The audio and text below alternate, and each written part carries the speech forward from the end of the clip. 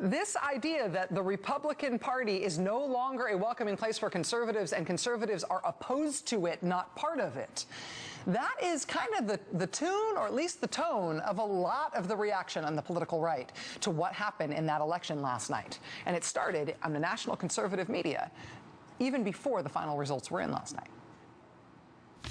Have not been inspired by Republicans in Washington. You went as far earlier this week and late last week to suggest that if the Republican Party doesn't get their act together, you would consider moving third party. Explain. Well, if Republicans are going to act like Democrats, then what's the use in getting all gung-ho about getting more Republicans in there? We're going to be a bankrupt, fundamentally transformed country unless those who know what they're doing and aren't going along just to get along with those in power, and being today the Democrats, that does no good. So, yeah, if Republicans aren't going to stand strong on the planks in our platform, then it does no good to get all enthused about them anymore. It does no good to get all enthused about them anymore, those Republicans who are so terrible. And I should say that Governor Palin has made noises in the past about leaving the Republican Party. A couple of weeks ago, she said it was the issue of immigration that she said was, quote, just about driving me to renounce my Republican ties. Last year on the Fox News channel, she also said she would consider joining something called the Freedom Party. Bad lighting here, but check it out. That much of that party, the Freedom Party, and if the GOP continues to back away from the planks in our platform, from the principles that built this party of Lincoln and of Reagan, then yeah, more and more of us are going to start saying, you know, what's wrong with being an independent? I think there will be a lot of us who start saying, GOP, if you abandon us, well, we have nowhere else to go except to become more independent. A declaration of Tea Party independence, conservative independence. They will leave the Republican Party and form, I don't know, maybe the Freedom Party, something else, some third entity.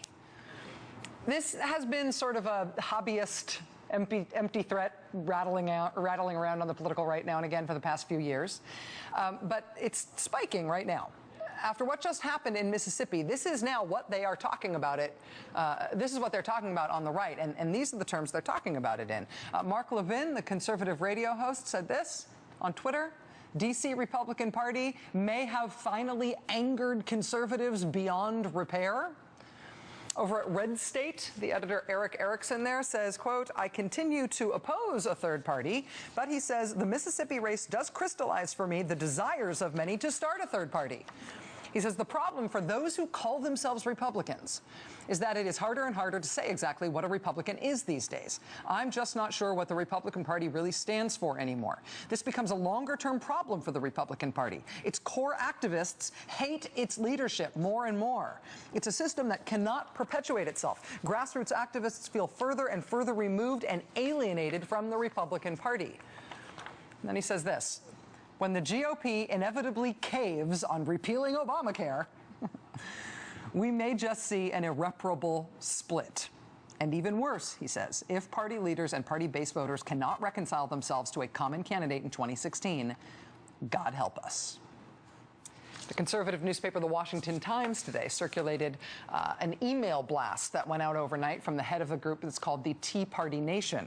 It included this: when the Republican establishment acts like Democrats, what is the point of supporting them? The answer is we don't have to. The Republican establishment thinks they've fought back an insurrection in Mississippi from conservatives, and now we will meekly fall in line in November and support a rhino, a Republican in name only.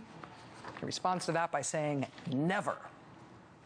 And it's not just these national voices up close to this fight in Mississippi. In Mississippi specifically, Tea Party leaders there telling reporters that the Republican Party in Mississippi is now, quote, badly hurt by this fight. The chairman of the South Mississippi Tea Party tells Politico, quote, it makes you want to quit being involved. I never believed a third party would work. but maybe that's the only way to get rid of the corruption of Washington. Washington, D.C. is not a place of a representative government anymore. It is a place of aristocracy. That's all it is. George Washington warned us. This is not the Tea Party. This is George Washington. And if you would like to go down and throw George Washington under the bus, go ahead. But I will never do it. George Washington warned us. The two-party system will be the death of us. Now, in the near term, Mississippi Tea Partiers are definitely talking about splitting off from the Republican Party. They clearly feel that the divorce has already happened. In the very near term, they're talking about mounting a legal challenge against the results of last night's Republican Senate runoff. I mean, one of the conservative websites today, this one, Breitbart, they ran this long article today with tons of Mississippi-specific advice about how exactly Chris McDaniel could mount a legal challenge to the results of this race, which specific counties he should start his challenge in, how he should challenge the affidavit ballots, how he can request ballot boxes at precincts statewide and then inspect the contents, and where he ought to start and what the relevant legal precedents are for finding voters, finding vote fraud that way and voting irregularities, and how he could get the election forced out, basically, in the courts. So the election would have to be redone. It's essentially a long, detailed roadmap, all this really, really specific advice about how exactly Chris McDaniel should legally challenge the results of last night's election. Turns out the Mississippi politics expert source for all of that advice today is the chairman of the Democratic Party in Mississippi. Oh, who, of course, would love for the Tea Party and the Republicans to keep this fight going. Hey, here's advice on how to do it. Do you need help bringing your lawsuit? We could help. Do you need lawyers?